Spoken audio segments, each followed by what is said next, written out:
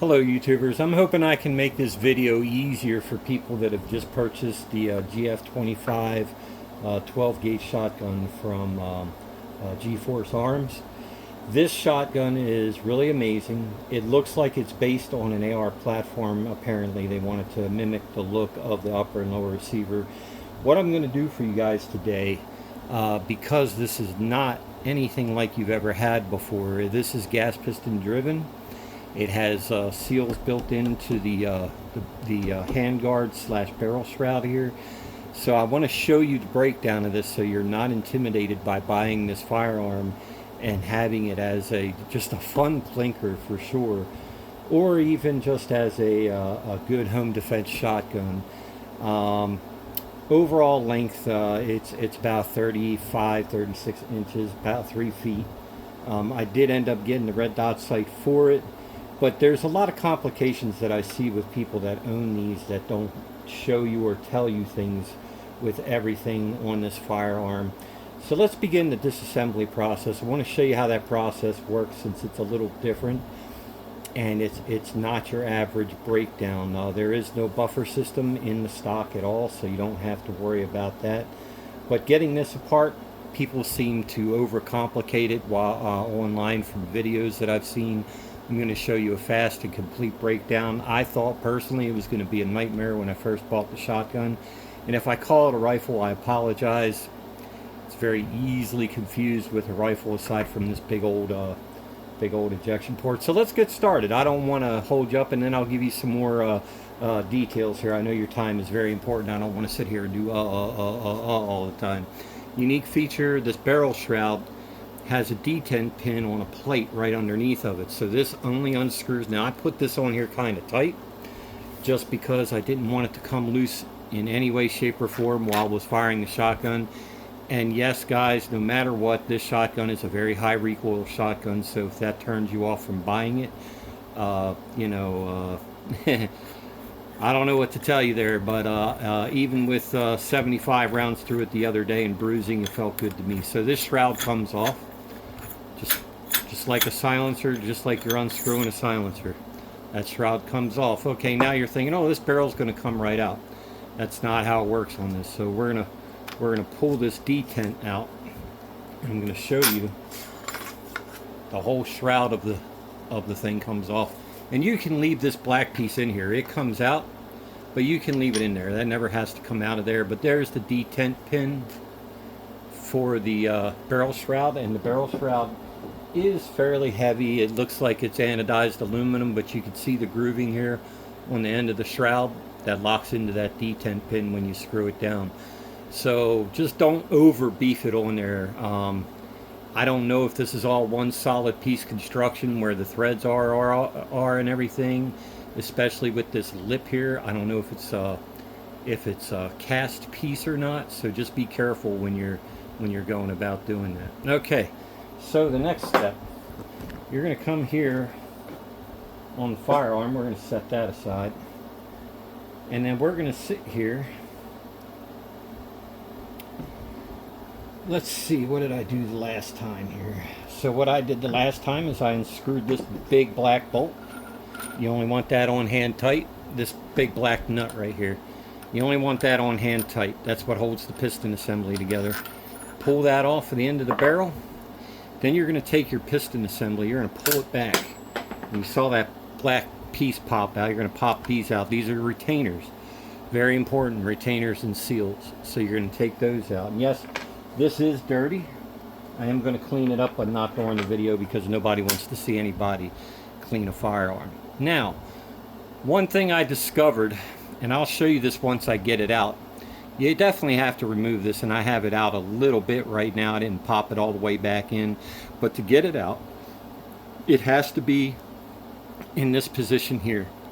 And you'll see what I'm talking about once I pop it out. So what I'm going to do is I'm going to take the gas piston assembly, and I'm going to pull back on it like that because it allows the whole bolt system to go back.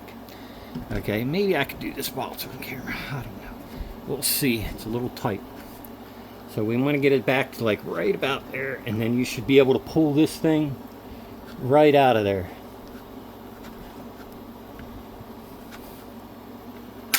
And there it goes. And then you're able to pull that bolt handle off. And it does have a grooved pattern on it. And if you look very closely, you can see that grooved pattern, how it lines up when it's back. About right there is where it lines up. When it's forward, the alignment's off. That's what locks that into place. So you can see the bright aluminum inside the bolt evens out when it gets back here. This is a very important step, guys. Okay, because the next thing you're going to do is remove this castle nut. So it does come with provided spanner wrench. Okay, now I would say you don't want to over torque this. It is a polymer frame. I don't know if this has aluminum threading in it, but this is a polymer frame, a poly composite. So when you go to take this off, you know, just find your, like you would on a regular castle nut, find those grooves, break it loose, you know, lefty loosey righty tighty kind of thing. So we'll go ahead and do that. I might have torqued it too much the last time. We'll find out. Now I'm having trouble getting it off.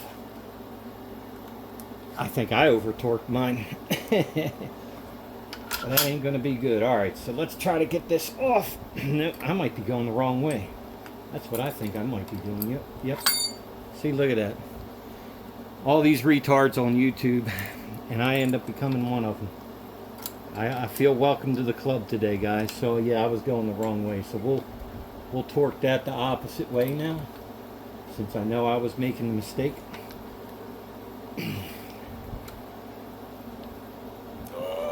Oh my goodness, that is tight. Well, let's see what we can do to get that off, fellas and ladies. We're gonna pop that around and use a little bit of leverage. Easy to get that in. And there we go, a little bit of tapping. Alright, well, we won't do that again. So now you see the prime example. Once this is loose, it's going to have tension from the spring going up into the piston assembly. Don't worry about that. Just go ahead and unscrew that castle nut. The red dot, by the way, is by Ozark Arms. It is rated for shotgun recoil. So that's a good thing, since this is a high recoil gun, and it does come with what they call their no BS lifetime warranty. Alright, now once you get to this point, what you're going to want to do, you're not going to be able to pull this assembly out just yet. What you're going to want to do is draw back on your assembly here, come to this side, and there's a little switch right here. Alright, you're going to take that switch and you're going to pop down your feed ramps. You're going to put that into the down position. Make sure your feed ramps are down, and then that way, that's about as far as it'll go. When you go to take this nut off, the whole barrel assembly will slide out. Felt it break loose, and then the whole barrel assembly, gas piston assembly, comes out. So that's how you get that off. Now, get your bolt out. You wanna pop your bolt to clean your bolt. Go ahead and pull the piston assembly back, grip it in your hand, and then go ahead and remove the bolt. And there's your bolt. It is a pretty neat, nifty little bolt carrier. It seems built pretty heavy duty. The pin seems pretty heavy duty. Even the rear of that thing looks like a beast. Looks like pretty good Cerakoted or porcelain coated steel. It's not anodized, and it's not high temp enamel. But make sure when you go to put it in, when you go to put it back in, make sure you pull this all the way back. Pull that all the way back and rest the bolt in here like so. That's how you want the bolt to look, with the back of it on the back of that, and then your keyhole is covered, and then go ahead and let it slide home, and your bolt's back in. It's that easy, guys. Alright, so while I made it look a little more complicated, it's really not. It's very, very, very, very simple mode of operation. Inside this is part of your gas piston system. You can see all the rings that are in here, and this slides up against the barrel. There's rings inside there. I don't know how often you have to change them out. but they're very fine and very, actually there are no rings in that one. So that was misleading by the manufacturer. So this part of the piston always faces down. This goes inside like so. So this two-piece part sits in here. Okay, and this piece will move around when it's slid onto the barrel assembly. That's part of your piston assembly. So we're going to pop that back on, and then we're going to get those two. We're going to just get this thing together. We're going to get the two plastic pieces, which we took off earlier, but I like it doing it while the barrel's apart. I feel like I can feel it a little better with my fingers while everything is apart. So we'll pop the bottom one on, pop the top one on. I don't believe that there's any particular way, as long as it fits as a semicircle. Then go ahead and release your piston and it locks into place. Alright. Now you still have your barrel bolt here. Bolt system is still intact. Alright, feed ramp assembly is still down, so we'll go ahead and put the assembly back in. Alright, and then we'll just start the barrel nut a little bit, and then what I'll do is I'll take the piston assembly and drop it back where I need to drop it back to get my bolt knob back on. And this is pretty heavy duty steel. I do like how it snaps into place and it locks into place, and it's pretty good. That's how that does it. That's in pretty good. I had it out a little further before, and then you can just let this slide home. And make sure when you do that you don't allow these top plastic pieces to pull off the piston assembly, and that locks in there real nice. And this threading is where your barrel shroud actually attaches to. So this is a pretty wild shotgun, guys. That goes over top of that to hold your piston assembly into place and make sure that gasp blows that bolt back. So that goes on there. Alright, and that's only hand tight. Now let's go ahead and tighten down the castle nut, and unlike me, don't do something stupid and over tighten it like I just did, because you do have a limited amount of room between the bottom of the rod here, rod on both sides, if you want to consider that part of the piston assembly. I'm not sure what they call that part, but this spring is pretty heavy duty, and unfortunately, because it's so heavy duty, that's why you have to run the higher velocity ammunition out of this machine to break it in. I would also say the more you heat it up, let's say you do a rapid fire 10 rounds rapid fire, let that bolt stay closed until the machine cools completely, until this shotgun cools completely. What that's going to do when it's hot and that spring is all the way back in the locked position, okay, that's going to temper that spring. It's going to basically take some of the memory out of that spring while it's hot and it cools. And the more you do it, the more memory that spring will lose. Now you say, oh, that can't be a bad thing, that can't be a good thing, then your spring is weak. Not really, because what happens is it retains memory. So wherever that sits, once it's cooled down, that's where the memory is. But if you know anything about springs, is when they heat up, it goes back to its original memory. But you're trying to dumb that down a little bit. And if you don't believe me, look it up. It's just the type of metal that they use in springs.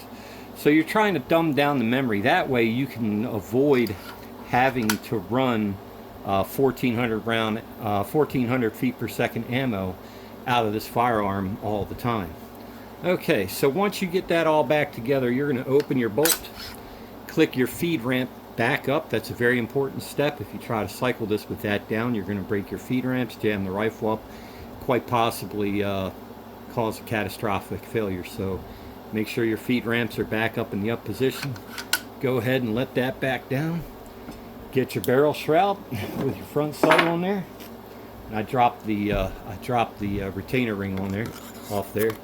Make sure your sight is positioned to the upside of the rifle like you would normally do. Go ahead and put your tensioner on, and make sure that detent ball is faced up away from the shotgun. When you drop it down over the barrel, once that's dropped down over the barrel, go ahead and tuck that in there. And that's tucked in. That's going to pretty much center that shroud. And then when you go to put the not the shroud, the foregrip, So with this shotgun, they put a lot of thought into the design. It is a Turkish-made shotgun.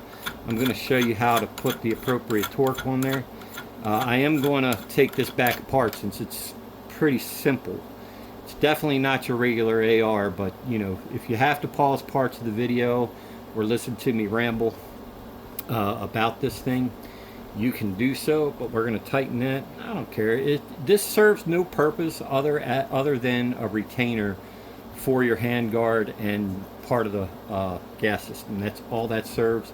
You don't have to over torque that. That's on there. I shot 75 rounds on this, and it didn't loosen it up. The recoil really didn't affect how it fired.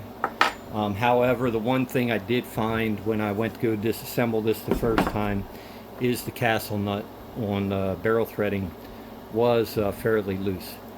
Pretty nice design, made in Turkey. Now, just in case you didn't catch my first video, this shotgun is made in Turkey. I can't remember the name of the distributor that makes the shotgun. However, it's only $240, guys. Okay.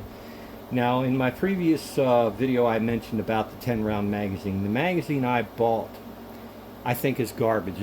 It's just a bad magazine. I've watched several other videos where there were other guys using the 10-round magazines made by G-Force, and they cycled flawlessly. The one that I have, the rounds will not stack, or the shells, let's be real technical here for the technical folks, the shells will not stack in the magazine appropriately, so when it goes to feed the next shell, it'll either cock forward, the shells will cock forward or backward and jam up inside the magazine, causing feed issues. Now, when I used the stock magazine, the stock 5-round magazine for this firearm, and ran number 3 high brass 1400 feet per second, they're actually rated probably more like 1450 feet per second.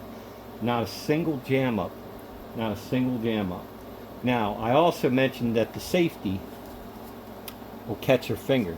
Okay, that is only for left-handed shooters, and right here is where it caught my hand because of the position on the grip. So apparently, guys, and obviously I'm a left-handed shooter, so if you're a left-handed shooter, keep in mind that safety's daggone near close to where the trigger well is, and if you like to choke up on that grip like I do a lot naturally, you can even see with my natural grip that safety's right there, right where the deep dent in my hand is.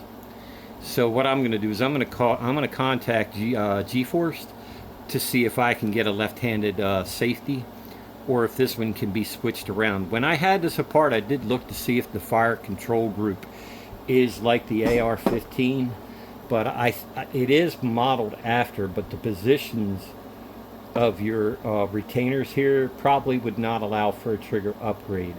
It's a heavy trigger, but honestly, I can see why they made it a heavy trigger. If it was too light, you'd empty that magazine, no problem, with the amount of recoil that this firearm produces. Now, after the break-in period, you're allowed to, well, you can go as low as 1300 feet per second reliably with no jam-ups, according to the manufacturer. It will still shoot whatever you put in there, but ejection and feed issues are what's going to happen if you don't go through that break-in period appropriately. So like I said, my suggestion would be fire 10 rounds. Once that bolt's blown back and you know it's at the end of the magazine. Alright, so let's see, what did I do with the magazine? I've got it around here somewhere. Okay, here it is. This acts as your bolt retainer when the magazine is empty. I don't like they stamped their little G-Force logo on there. Now, we're going to open that bolt. Okay, I must not have got that in all the way. Alright, we'll just put the... I have not had issues with the bolt locking back. Okay. I think I'm going to do away with this rubber piece. It came on here and it just, to me, serves no purpose. It doesn't seem like it's anything but a hindrance when you're trying to cock the firearm. So, guys, when you are using this, you fired your last round. Your bolt's out of battery in the back position. Let the rifle cool down. I'm sorry, I keep calling it a rifle because it looks like an AR-15. Let the shotgun cool down, like completely cool down for at least 25 minutes before you put the next set of rounds through it with the bolt in the back position like this. It's going to help temper that spring differently to where if you're in a pinch, you may be able over time to run 2 3/4 inch low brass number 8s in there that are only running about 1290 feet per second with no issues. But the only way to do that is knowing how to detemper that spring once it gets hot. And believe me, the barrel gets hot. This cover gets hot enough for it to do it. Now, a lot of people say, oh, it's more trouble than what it's worth, but what a lot of people don't realize with any semi-automatic firearm, there's a break-in period, because you're working the mechanics of that machine to make sure that it's going to work reliably for you. That is no fault of the machine that you bought or the firearm that you bought. That's just the caveat of owning any semi-automatic handgun, semi-automatic rifle. Most bolt actions, they have barrel break-in periods on how to condition your barrel, but not how to condition the mechanics, because the mechanics are just straight basic mechanics on a bolt action rifle or a bolt action shotgun or a pump shotgun. So your break-in periods are completely different. I'm going to tell you that $240 out the door. Now this sight is made by, like I said, it's called Ozark Armament. I'm going to show you the box. You can get that on Amazon. I think it was like 45 bucks. Rated for shotgun. Had really good reviews on there, none of which that looked like AI. Bolts right onto the rifle. I tested the red dot on number 3. You can see it clearly directly in the sky. I mean, you could point it straight to the sky and see that red dot, no problem. It's a 4 MOA red dot. I'm not sure what the adjustments are. They feel like they're 4 minutes of adjustment as well per click. But the red dot itself is 4 MOA, which is perfect for a shotgun. You're trying to shoot a clay, this will do it. Cool thing is, the choke that comes in the shotgun from the box will allow you to shoot slugs. It shoots double-aught buck. Those automatically kick much harder than your average shotgun, pheasant round. So while you're screaming, I don't want to buy a cheap shotgun if I got to go through all that, well, I'm going to tell you, the build quality on this thing is unbelievably good for the price point. You will not find a better home defense weapon that has the amount of power that this shotgun can deliver for the price point. $240 out the door, $40 for the sight. I believe it was like $40. That's still under 300 bucks. Comes with all the tools, comes with your modified chokes, your full choke, medium choke. These would be full, medium, and modified. So this is the medium choke, and then this is the full choke. And the only way I can tell that, if you look at the diameter, look at the thickness in the wall of the diameter. Whoop, I just dropped that one. Full choke is going to give you a tighter spread. And nobody I know uses full choke on waterfowl or anything. But if you look at the difference in the wall thickness of the chokes, that's how you know that this is a medium, this is a full. The one that came on there is basically open. It's just the insert to keep the barrel threads from getting goofed up. So that being said, guys, for all this for $225 on something that's been machined very well, I might add, polymer stock. The only thing that is interchangeable on this stock that will work and allow you to change is going to be your foregrip. That's the only thing that's AR-15 compatible. I will tell you though, this grip on here is very cushiony and very comfortable. So, what are the downsides of having this type of firearm? None, really. If you have cycling issues, it's because you didn't listen to what the manufacturer recommended. Or you bought a crappy magazine that doesn't want to cycle because it has feed issues like the one that I had. because it was just a poorly made magazine with a bad follower in it that they just mass produced and threw on the shelf. There is nothing wrong with the design of the system that I have come across yet that would ever make me feel like I would want to get rid of this thing. It is an amazingly built shotgun for the money, and it goes to show that you don't have to spend a lot of money to do it. Hopefully I can get this sighted in within the next week. Right now my shoulder literally is bruised from the 75 rounds. I did 75 rounds in like 45 minutes, just loading the magazine and you know, squeezing off rounds and shooting a couple clays. Alright, that being said, follow the manufacturer's recommended break-in period. You're going to do fine. No failures. It's durable. Once you follow the break-in period, you can start experimenting with other ammo. Even halfway through the break-in period, if you think you're noticing that, you'll know you're done the break-in period when you see those shells just kicking out even harder than what they were when you first bought the shotgun. Try a lighter load at that point. The way something ejects in this shotgun indicates how easily it's ejecting the shells. Take videos of yourself. Watch how far that shell kicks out when you first start your break-in period, and then watch how far it kicks out when you're halfway through, and I guarantee you it's going to be further, especially when you're heating the firearm up and you're leaving that spring back when you're not shooting it. It's going to help and go a long way. Anyway guys, this is once again the G-Force Arms GF-25. This was my breakdown video. I hope you guys enjoyed it, even with the ums and oohs and all that.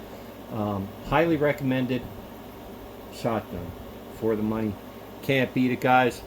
I know I've gone a little bit astray of my amateur radio stuff right now, but it's just one of those things that I'm trying to get a little more variety in my channel.